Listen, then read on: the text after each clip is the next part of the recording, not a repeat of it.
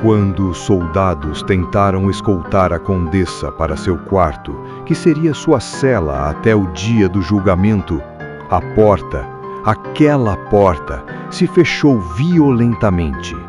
O ferrolho deslizou, pesado, e os soldados recuaram um passo instintivamente, como se temessem que algo fosse escapar pela fresta antes que o metal se encaixasse por completo.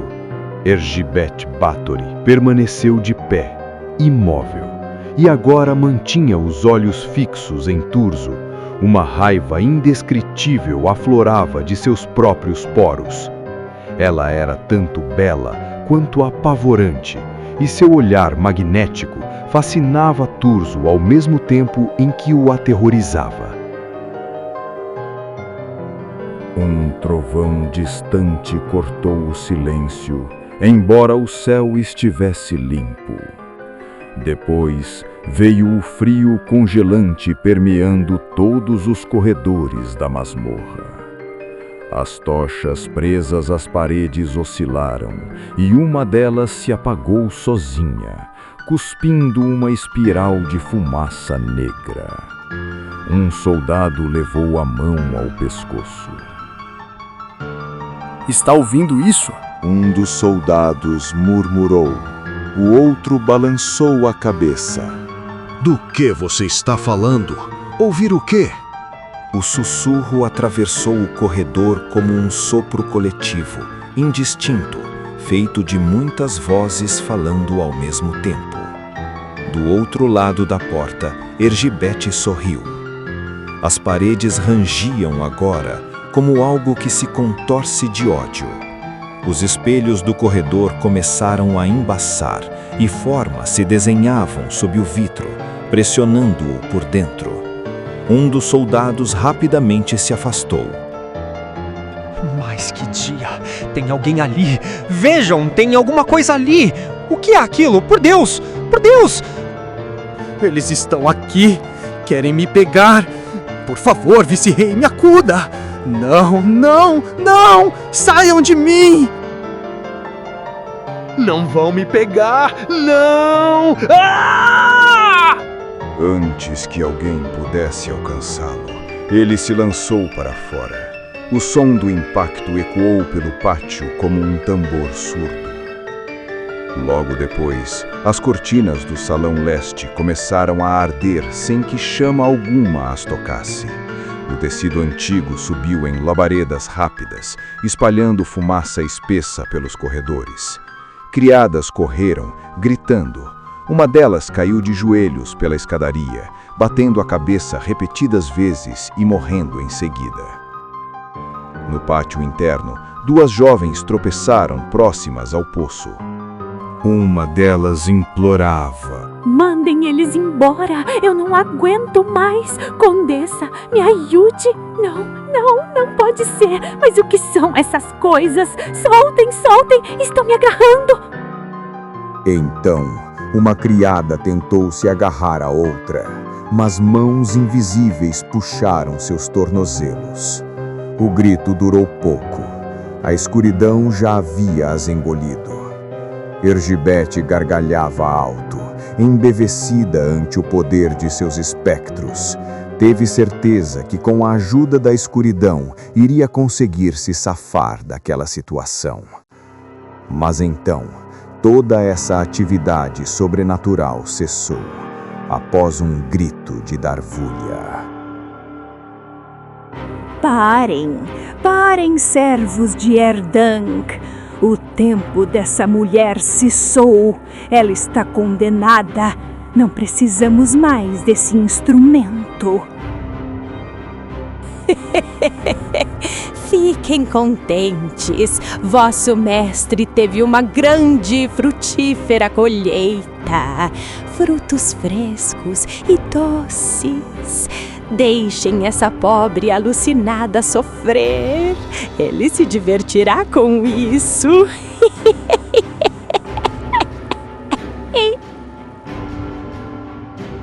E os espectros desapareceram por entre as sombras das paredes. A condessa estava sozinha. Os olhos de Báthory arderam em loucura. A traição de Darvúlia, em seu momento mais crítico, fez a condessa cair no abismo. Ela amaldiçoou cada uma das criadas, berrando seus nomes em voz alta, como se quisesse gravá-los no inferno.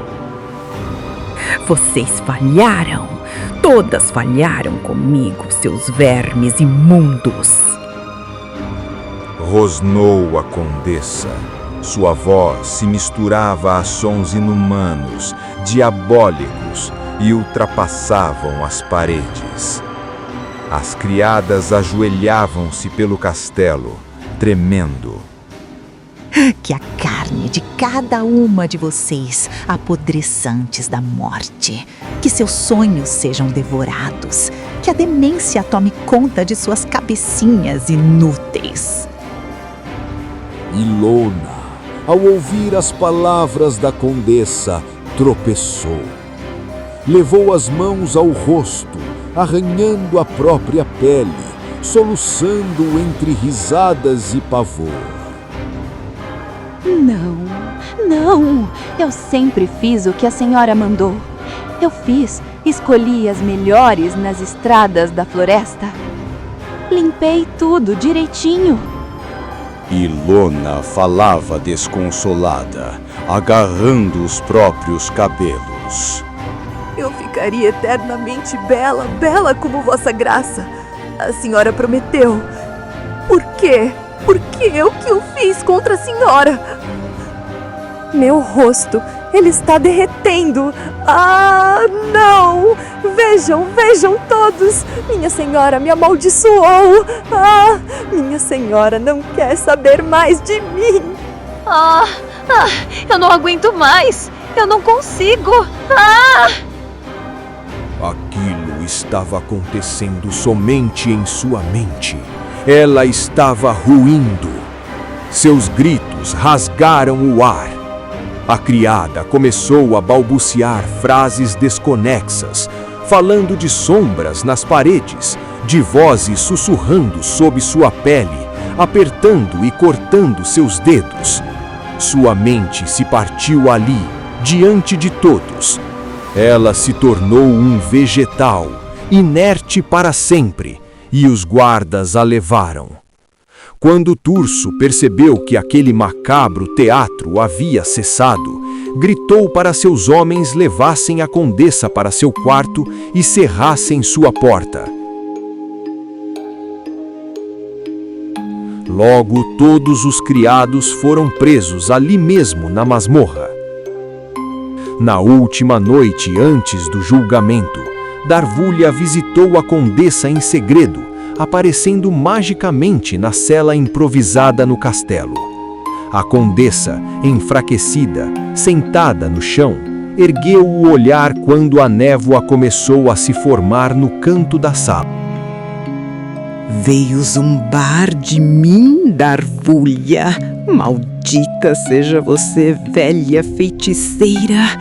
Nos encontraremos algum dia no inferno e me refestelarei em arrancar-lhe sua pele pela eternidade. Darvúlia sorriu, com um desprezo ácido. O sorriso era sereno, vitorioso. Vim despedir-me, criatura iludida. Vossa Alteza ficou cega com o prazer que sua ilusão lhe proporcionava. A condessa tentou se levantar, mas caiu de joelhos. Você mentiu. Eu era eterna. Eu era escolhida. Não, libertina, mimada e arrogante. Você era somente algo útil. Como pode ser tão inocente ao mesmo tempo em que é tão maliciosa? Respondeu Darvúlia calmamente. Ela se aproximou, agachando-se diante daquela que uma vez chamou de senhora. O pacto foi proveitoso. Erdang ficou satisfeito. Ergibete sentiu o frio atravessar seus ossos. E quanto a mim, fiz tudo o que você pedia. Fez o que eu pedia? Fez porque queria alimentar sua mania, satisfazer seu fetiche. Vossa graça não tem mais serventia.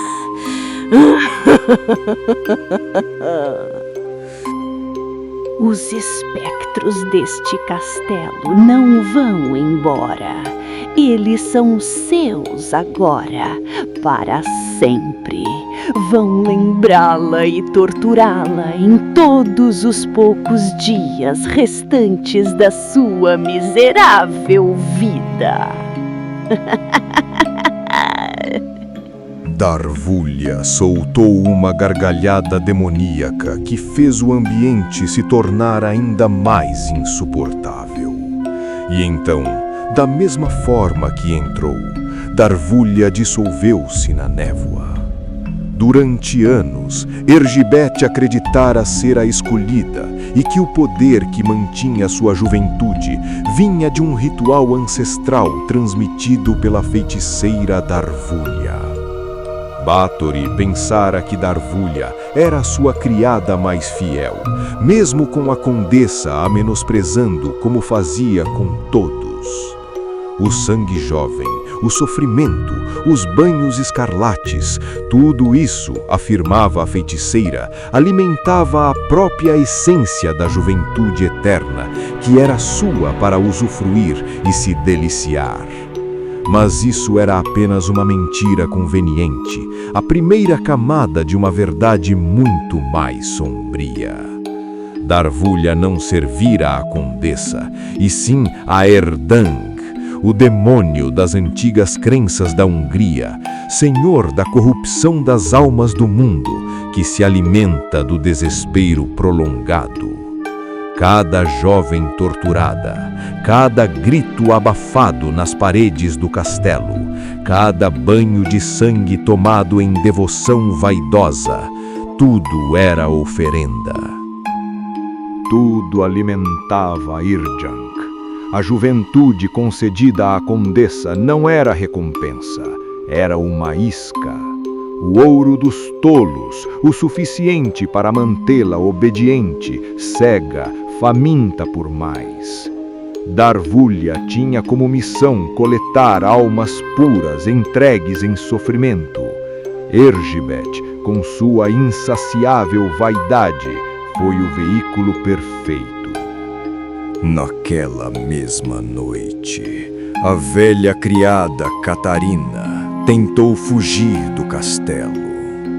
Seu coração maligno pedia por mais violência, por mais sangue inocente.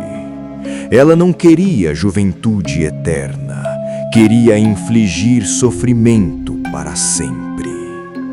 Arrastou-se pelos corredores, implorando as sombras, prometendo fidelidade eterna ao demônio, suplicando que Erdang a possuísse. Gritava o nome de Darvulha, jurando servi-la até o fim dos tempos. Mas os espectros do castelo a encontraram primeiro. Eles surgiram dos cantos escuros das paredes e dos espelhos manchados. Mãos invisíveis puxaram os cabelos de Catarina.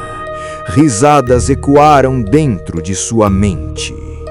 Catarina caiu no pátio, rindo e chorando ao mesmo tempo, arrancando a própria língua com os dentes, e sangrou até a morte. No dia seguinte, toda a criadagem que estava no castelo foi levada à capital para serem julgados. Aqueles que não cooperaram o suficiente para agradar os interrogadores foram torturados até contarem o que sabiam. Todos os que receberam sentenças ficaram esperando sua punição mofando na cadeia. Os que não estavam no círculo interno do culto da condessa foram sentenciados ao chicote e alguns a serem mutilados, perdendo um dedo ou talvez um pedaço do nariz como punição. Uma boa parte desses criados desapareceu espalhados pelas prisões do reino. Já Ilona e Dorca, cúmplices de todo o massacre, receberam a pena de morte.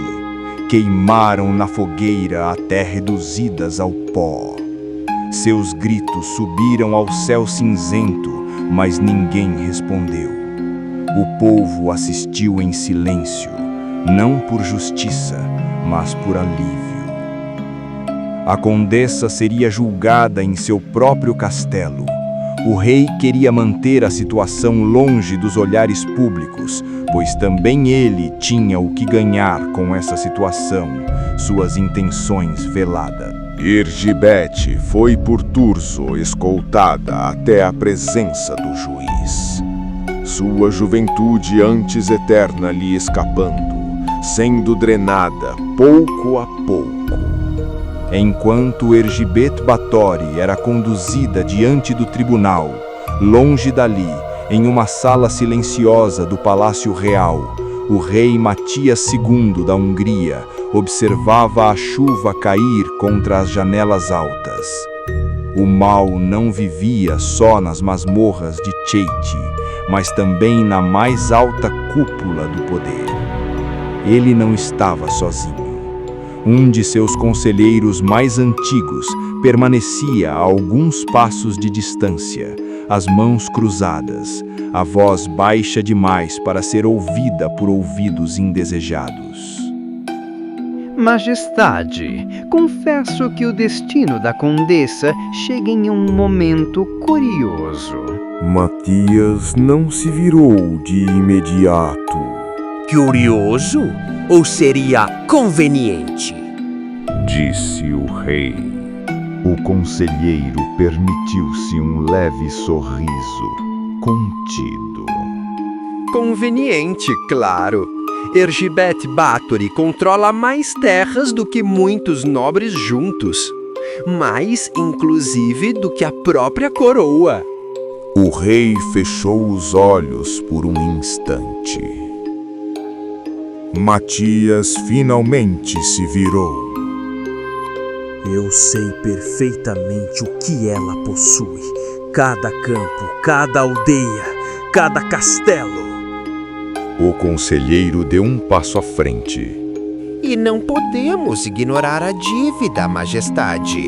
Uma dívida que pesa, e muito. Ela emprestou-me ouro quando ninguém mais ousou fazê-lo. E agora eu sangro para pagar juros que nunca cessam. Estou na mão de Ergibete há anos. O conselheiro inclinou a cabeça. Com a condenação da condessa Báthory, suas terras retornam à coroa. Os cofres se enchem e a dívida deixa de existir. O silêncio se estendeu entre os dois. O povo terá justiça e Vossa Majestade terá estabilidade. Matias respirou fundo. Você fala como se isso fosse simples. Não é simples, de forma alguma, mas é oportuno. O rei caminhou lentamente até a mesa, passando os dedos sobre mapas do reino. Meus inimigos estão atentos. Qualquer passo em falso será chamado de usurpação. Dirão que usei o sangue da condessa para lavar minhas próprias dívidas. O conselheiro abaixou a voz ainda mais. Então a sentença da condessa deve ser discreta. Matias ergueu o olhar. Explique-se. Nada de execuções públicas, nada que transforme Ergibet Báthory em mártir para os inimigos de Vossa Majestade. Nada que pareça vingança ou ganho pessoal. O conselheiro fez uma pausa. Ela deve desaparecer, viver por alguns anos mais fora da vista, sem voz, sem influência. Matias ficou em silêncio por longos segundos. Emparedada em seu próprio castelo, digo, em meu novo castelo. O conselheiro assentiu lentamente. Uma punição severa, porém invisível. Justiça para o povo, silêncio para a política. O rei voltou-se novamente para a janela. A história dirá que fui justo, mas nunca dirá que fui beneficiado. A história, Vossa Majestade, sempre escolhe o que esquecer. Longe dali, o julgamento da condessa seguia seu curso. E enquanto o povo aguardava a justiça, a coroa calculava o preço.